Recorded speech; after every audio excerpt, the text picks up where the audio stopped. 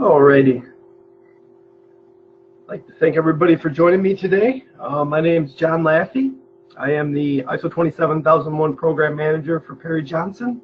And today we're going to be talking about risk assessment and risk treatment considerations for your information security management system. A few notes before we get started. All participants have been muted, but I encourage you to please go ahead and post any questions you have throughout the presentation in the Q&A section of your dashboard. And at the end of the presentation, I will take as much time as we need to answer as many questions as you might have. Additionally, there'll be copies of today's presentation available for download shortly after the conclusion. And this webinar will also be available to be watched on pjr.com under previously recorded webinars. Quick run through of the topics we're going to be looking at today. First, we're going to talk about establishing the context, approach, and criteria for risk management. Then we're going to look at risk identification, risk analysis, risk evaluation. We're going to talk about the different kinds of risk treatment options that can be selected. And then we'll look at actually implementing those options, evaluating levels of residual risk, assessing the effectiveness of the treatment selected, and again, then we'll take some time at the end to respond to any questions you have. All right, so the internal and external context of your organization, as well as the scope of your information security management system, will be the primary drivers in determining what criteria will be needed for your risk evaluation, impact, and acceptance. As an example, contractual or regulatory requirements specific to your organization can have a large influence on what your risk acceptance criteria can be. Overall, the risk assessment process should be reflective of the industry sector that you're in, the risks related to your organization and what you do, as well as the information you handle. And it should definitely take into account what the expectations of the stakeholders in your organization are. There are a myriad number of approaches to information security risk management, and the standard doesn't prescribe that a particular one be used. What the standard does require is that assessments be performed at planned intervals or whenever significant changes to your systems are proposed to occur. Additionally, the standard doesn't specify what the risk acceptance criteria should be. It does require that you determine what it is, it's established and maintained. Additionally, the standard also requires that the risks associated with confidentiality, integrity, and the availability of information be identified. So obviously with information security, the risks we're concerned with are those to the loss of confidentiality, integrity, and availability of the information that you're in possession of.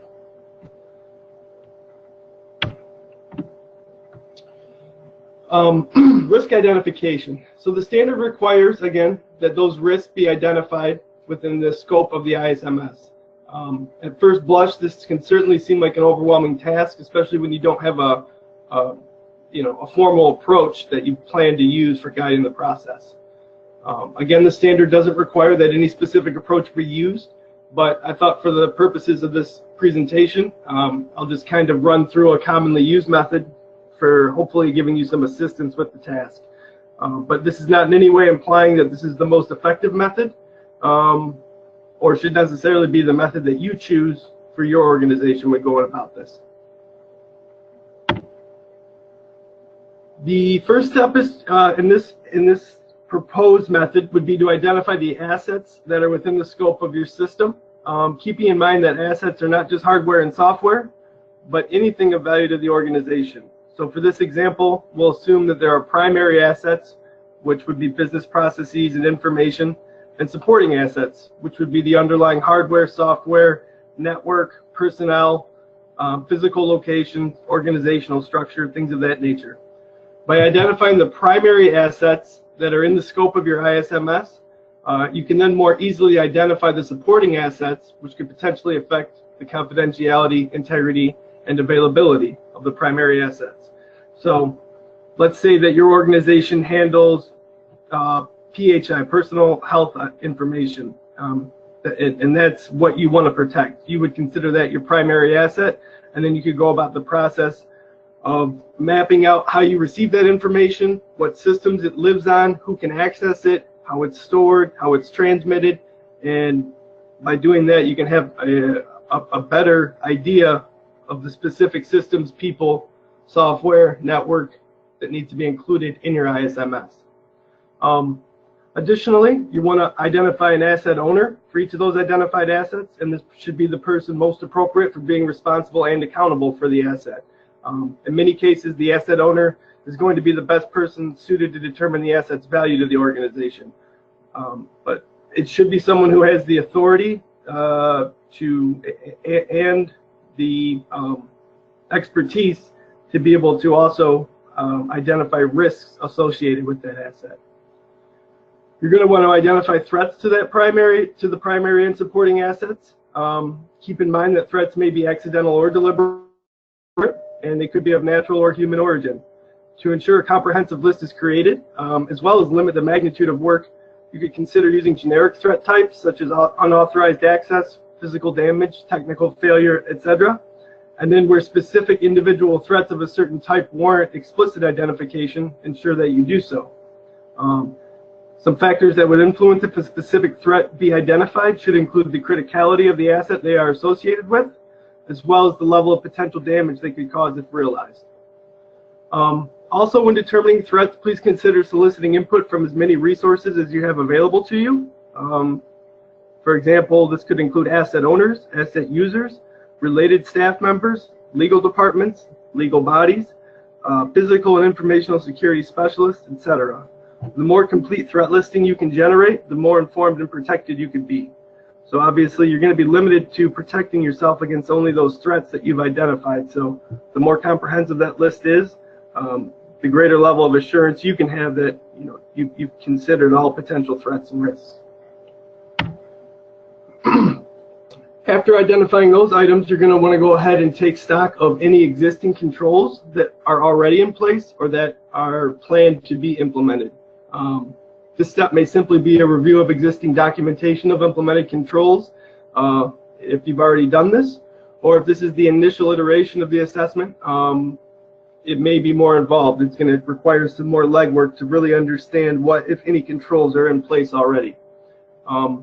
If no existing controls documentation exists, you're going to want to check with the individuals responsible for information security to get a list from them of those controls that are already in place.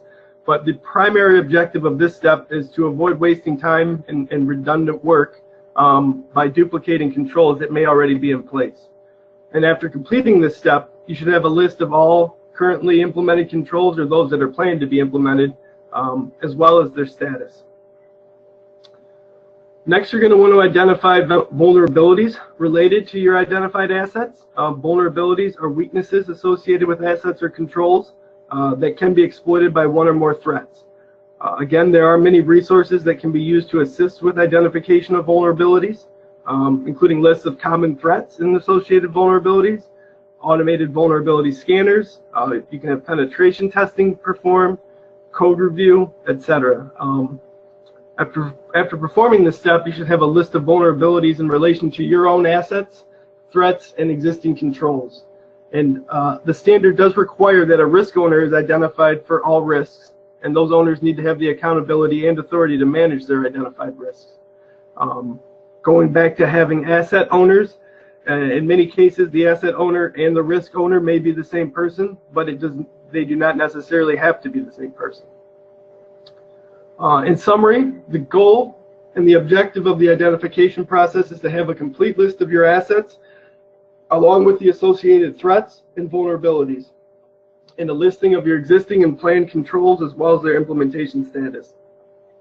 So basically at the end of this first step in the process, the idea is that you've identified all your risks that are related to those assets you're concerned with, along with threats and vulnerabilities, existing controls, so you should have a pretty good idea of what your risk exposure is presently, which is going to put you in the best position to be able to determine what additional controls you need to be implementing going forward. Risk analysis. Again, there are many methods of risk analysis that can be used, and again, the standard does not require one specific methodology to be employed. Continuing with our example method, the next step would be to identify potential consequences that the loss of confidentiality, integrity, and availability may have on the assets identified. A consequence could be a loss of effectiveness, adverse operating conditions, loss of business, reputation, reputation damage, etc. By taking the list of assets and the associated threats and vulnerabilities, scenarios can then be drawn up by describing a threat exploiting a vulnerability. The scenario should include operational consequences in terms of investigation and repair time, time lost, opportunity lost, health and safety, financial cost, and again, image reputation, and goodwill. So for example, a vulnerability could be having a particular firewall in place that has a known weakness that can be exploited through a particular attack. So a risk scenario could be if that attack were to exploit the vulnerability in your firewall, it could potentially lead to unauthorized access to, maybe some of your system, storage arrays, or any number of things, and then you could actually go through the process of determining what the impact would be on your organization if that were to happen. Depending on the approach adopted by your organization, a qualitative or quantitative method may be put in place. A qualitative analysis approach will typically employ more subjective rating systems, such as low, medium, and high, while a quantitative approach could use numerical values. And honestly, each approach has its merits and can be effective methods of risk analysis. As long as you can do it consistently, that's the most important thing, is that year to year, when you're looking at similar types of risks, you're coming up with the same values for them, and they're not changing. In this example method, the level of risk would be determined by taking the consequence and likelihood values and combining them to come up with what would be called a raw risk value. And at this point, you would have not only your risks identified, but the level of risk they represent, which allows you to evaluate and prioritize the treatment of them. Risk evaluation. Again, the standard requires that organizations evaluate their risks by comparing the risk analysis results against the criteria for performing information security risk assessments, as well as your risk acceptance criteria. The last step in the assessment process is to use the information gathered during the previous steps to make informed decisions and take actions. The standard requires that untreated risks that are beyond your established acceptable level of risk must be treated. Additionally, the risk must be prioritized for treatment. So ideally, at this point in the process, you would have your risks identified. They would be quantified in some way with some level of risk rating applied to them.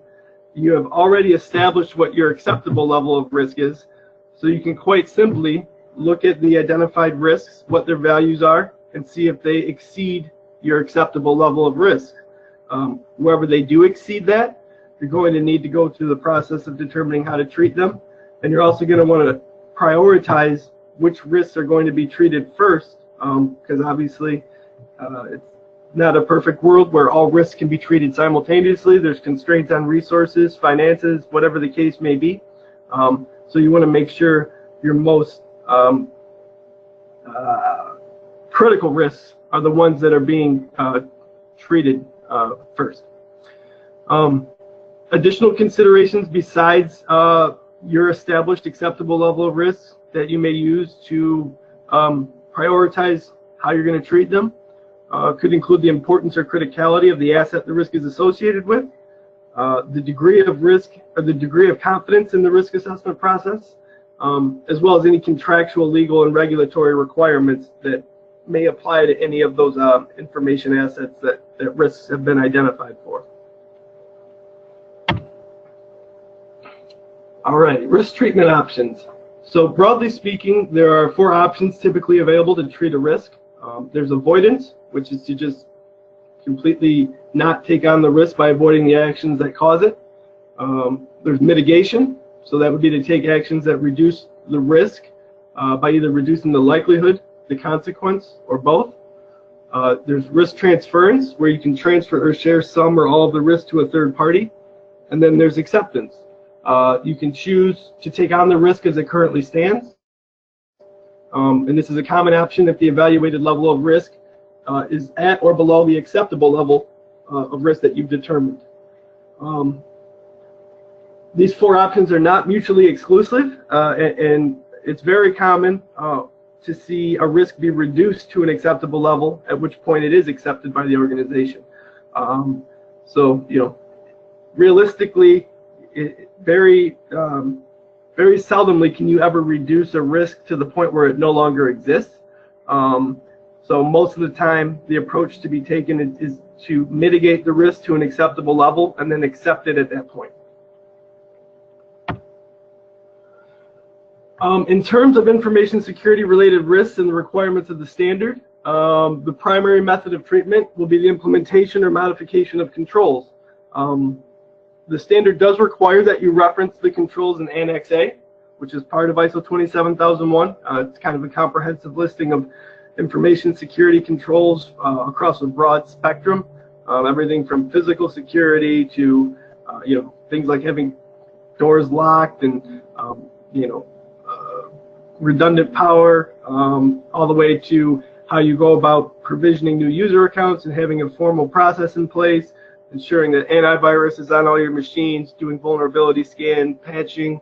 It kind of runs the entire gamut. So it's a great reference to make sure you're considering all the potential controls that you could implement. But if there are controls that aren't present in Annex A that you feel are required to be implemented, by all means, please feel free to do so. You can add it onto your statement of applicability. The standard encourages custom controls, they call them, to be implemented whenever needed by an organization. So it shouldn't limit you as far as the steps you can take to treat your risks. Again, the selection of controls should take into account your risk acceptance criteria, again, as well as any legal, regulatory, or contractual requirements. Because obviously you need to be meeting those regardless of if a risk is deemed acceptable to you. If it's in violation of regulatory or contractual requirements, the standard it still requires that you comply with those.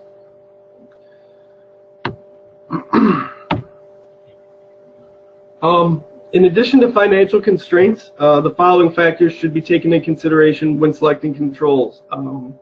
Time constraints. So if the proposed control implementation would take an unacceptable amount of time to be implemented, you know, there might be a great treatment option available, but you know, it's going to take 2 years to get a new facility built in order to be able to have the physical control you want in place. And in the meantime, you know, it's not going to be acceptable to have a risk untreated for that long. There could be technical constraints.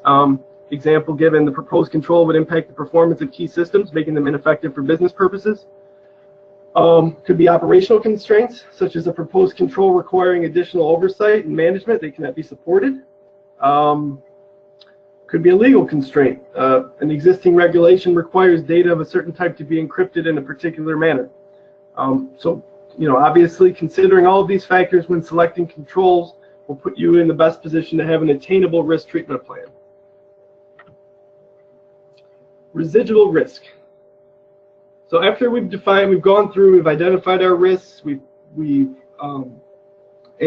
assessed them, we've prioritized them, we've selected treatments, and now this part of the process is actually going back through and determining how effective the treatment options we've selected are. So basically, after defining your treatment plan, you're going to want to go ahead and do another iteration of your risk assessment, this time taking into account the expected effects of the proposed treatment. The level of risk expected to still remain after the treatment has been implemented is referred to as the residual risk. If there's residual risks that exist that do not meet or fall below your acceptable level of risk, you're going to go ahead, you're going to need to perform another iteration of the risk treatment selection in order to make sure the controls you're selecting are going to effectively treat the risks you've identified. The risk treatment plan should also include the persons responsible for the implementation of a given treatment, an expected date of completion, what the current status of the implementation is, and the plan must be approved by all identified risk owners, indicating that they're on board and they, you know, are in support of the direction being taken. It wouldn't make a lot of sense to come up with a risk treatment plan that the risk owners feel is not going to be effective. They typically are going to have good insight into what needs to be put into place in order to bring those risks down to an acceptable level. And then assessing your treatment effectiveness. So the method of assessing the effectiveness of your treatment plan, it's going to depend on the nature of the risk being treated and subsequently what treatment has been put into place. As an example, if an identified risk was an unsecured door to an area with sensitive information and the treatment applied was the installation of a lock or card access system, it would be reasonable to see something along the lines of it being tested and verified to be working as intended. If the risk involved unpatched systems being vulnerable to attack, the treatment evaluation may be a regular weekly report showing numbers of unpatched systems still in use and would require ongoing monitoring to determine if the actions being taken are reducing the risk to the required levels. Other methods of evaluating treatment effectiveness may include internal or third-party audits, vulnerability scans, penetration testing, reviewing the number and nature of security incidents that have taken place. Regardless of the nature of evaluation, the critical part is that it is being done and that actions are being taken in the event a treatment option is found to be ineffective. Additionally, the status of the risk treatment plan is required to be discussed during the management review as outlined in the standard. So the key part here is you want to make sure that there's follow-up activity taking place after the treatment plan has been implemented to ensure that what you expected, the expected outcome of the treatment being implemented, that's actually taking place. And if it's found that treatment options aren't as effective as they were originally thought to be, then you certainly are going to want to take action to make sure that you're protecting your assets. All right. And that brings us to the end of today's presentation. So I'm going to go ahead and open up the questions tab here. And again, I will be happy to answer any and all questions that you may have. I'd like to thank everyone for joining me today. And I hope that this helped you along with your implementation of your ISMS. If you have any more questions for me, feel free to contact us at 1-800-800-7910, or you can reach out to me directly. My email address is on the screen there. It is jlaffey@pjr.com, and I'll be happy to answer any questions you may have.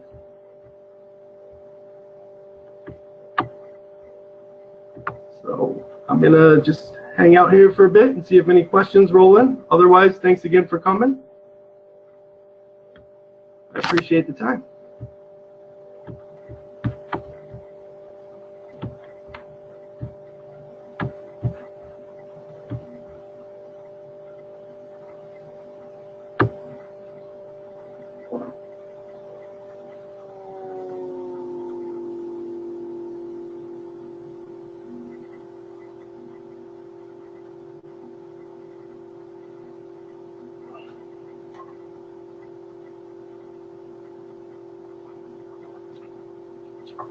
Oh, Dave, thank you for attending. I'm glad you found it helpful.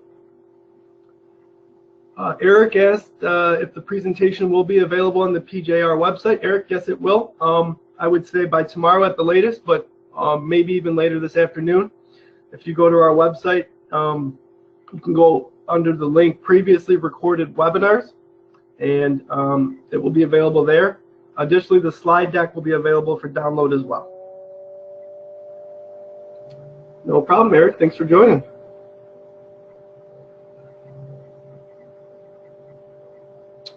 Jennifer Anderson said, thanks, John. You're welcome, Jennifer. I think I may know you from a previous client engagement, so if that is you, nice to hear from you again.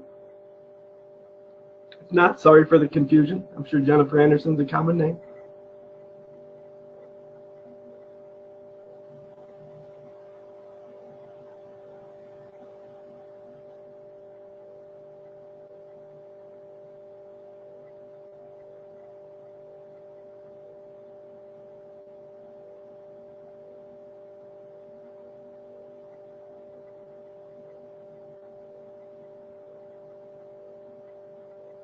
Hi, Jen. Oh, that's funny.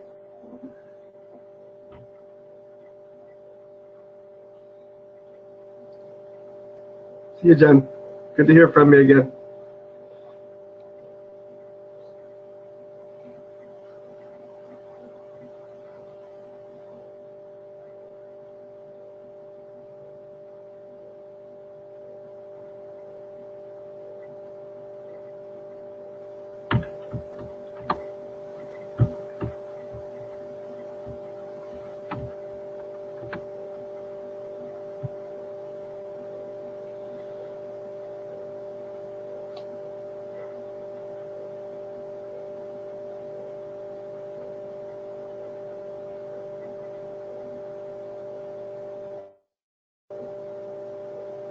All right. Well, I'm going to go ahead and end the session. But again, thanks everyone for joining. And please take a look at our website if you're interested in downloading either the presentation here or a recording of the entire session. Again, those should both be available later today or tomorrow at the latest. Everyone have a great Wednesday, and we'll be doing another one of these soon, so I hope to see you back.